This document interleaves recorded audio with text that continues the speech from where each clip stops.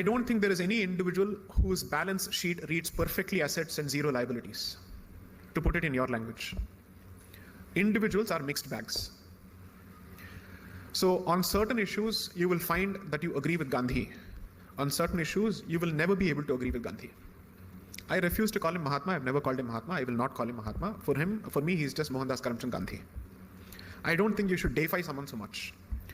If Sri Rama can be criticized, why should Gandhi not be criticized? Is Gandhi bigger than Rama, who he worshipped? He's not. And he was a politician, not a saint. He was a politician, not a saint. Remember that. Keep telling yourself that each time you're tempted to worship a politician, regardless of whoever he is or she is. I mean, from a land of Dravid Nadu which speaks of rationality and which was falling at the feet of politicians, I mean, it's surprising that they speak of rationality. They will not fall at the feet of gods, but they'll fall at the feet of politicians. That is the hypocrisy of Dravidianism. Coming to your question, you have to realize that he had his notions of dharma which were fairly clear in certain respects. However, the problematic part of his history is his attitude towards the riots. And you don't have to go to the riots of, let's say, during the partition of 1946-47, the direct action day riots, nothing. You just read his reactions to the Mopla riots of 1921. And this gentleman was giving the same advice to the Jews as he was giving to the Hindus. He was asking the Jews to walk into the gas chambers. He was asking the Hindus to go and die. He said this as much in both places. I think he needed professional help at some stage. Simply because someone who is asking a community to surrender itself to mass slaughter is not speaking from a position of responsibility at the very least. Whether he's speaking from a position of sanity or not, I leave it to your best judgment. If I decide to say I will sacrifice my life in the interest of peace, that's a decision that I take with respect to me. The consequences are for me alone to face. I have no right to ask a community to sacrifice itself at the altar of peace. Community's first right is to protect itself and to preserve itself, not to surrender itself at the altar of this mythical unity. So therefore, there are some serious problems. So in the context of Gandhi versus Jinnah, I would say there is a problem with his assessment of the situation. In the context of Gandhi versus Ambedkar, you will be surprised that he gave fantastic responses to some of Ambedkar's positions.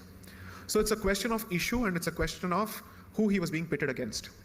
So I believe that he is a mixed bag, but the net result is perhaps he has induced a certain degree of servility and docility in the community, which is the serious problem.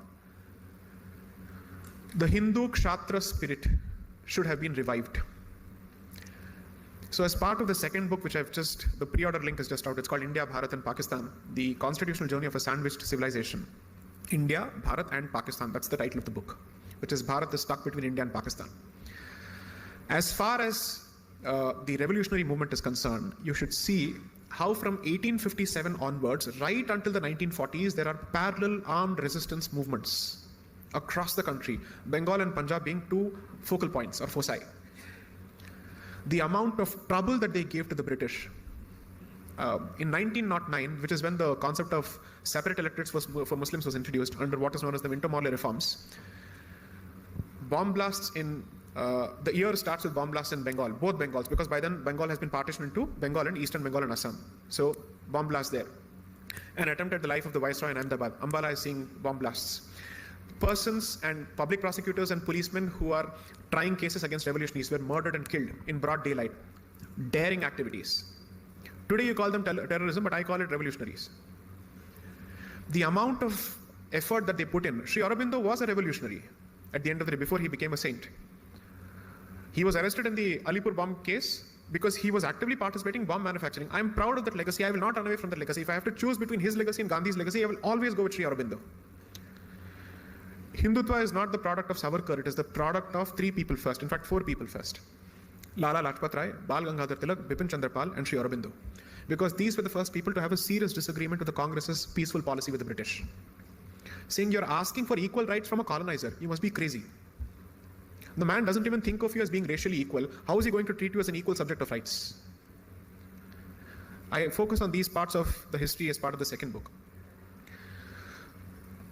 That period witnessed a lot of people. So some people who we worship out of convenience may have certain negative aspects to them.